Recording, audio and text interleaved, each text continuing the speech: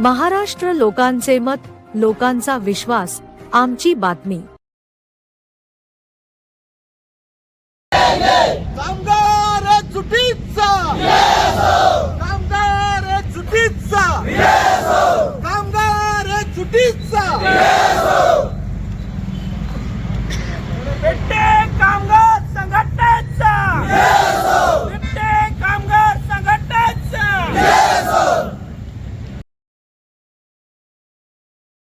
लढेंगे जीतेंगे, पेटे कामगार संघ लढेंगे जीतेंगे, लढेंगे जीतेंगे, लढेंगे जीतेंगे, लढेंगे जीतेंगे, पेटे कामगार संघटनेचा छत्रपती शिवाजी महाराज की जय, संभाजी महाराज की जय, डॉक्टर बाबासाहेब आंबेडकरांचा लढेंगे जीतेंगे, लढेंगे जीतेंगे, लढेंगे जीतेंगे, पेटे कामगार संघटनेचा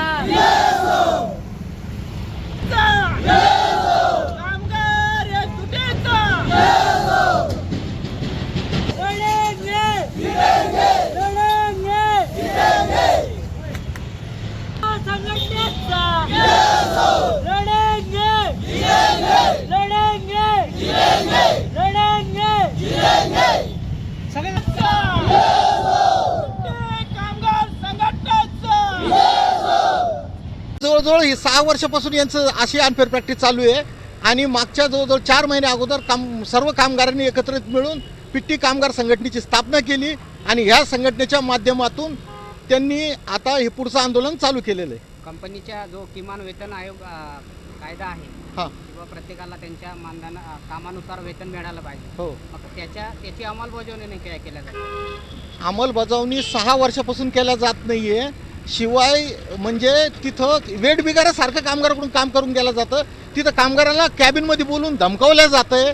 त्याच्या संदर्भात संबंधित पोलीस स्टेशनला आम्ही तक्रारी केलेल्या आहेत 6-7, पण पोलीस यंत्रणेमार्फत ही कुठलंही म्हणजे कामगारांना सपोर्ट केला जात नाही आहे किंवा कुठलेही म्हणजे तिथं त्या व्यवस्थापनावर पोलिसांचाही काही अंकुश नाही आहे। आता हे उपोषण जे आहे किती दिवसाचं उपोषण आहे? नाही, हे 1 दिवसाचं हे धरणे आंदोलन आहे। एका दिवसात मागणी मान्य नाही झाली तर मग पुढं काय? पुढची दिशा मात्र आमची अशी आहे की आम्ही याच्यानंतर क्रांती चौक ते जिल्हाधिकारी कार्यालय याच्यात आम्ही हा सगळे जेवढे MIDC आमच्या संघटना आहेत या संघटना मिळून सगळे एकत्रित एक मोर्चा काढणार आहोत आणि तो मोर्चा मात्र अगदी लेकरा बाळासहित महिला त्यांच्या घरच्या कुटुंबासहित तो मोर्चा असणार आहे।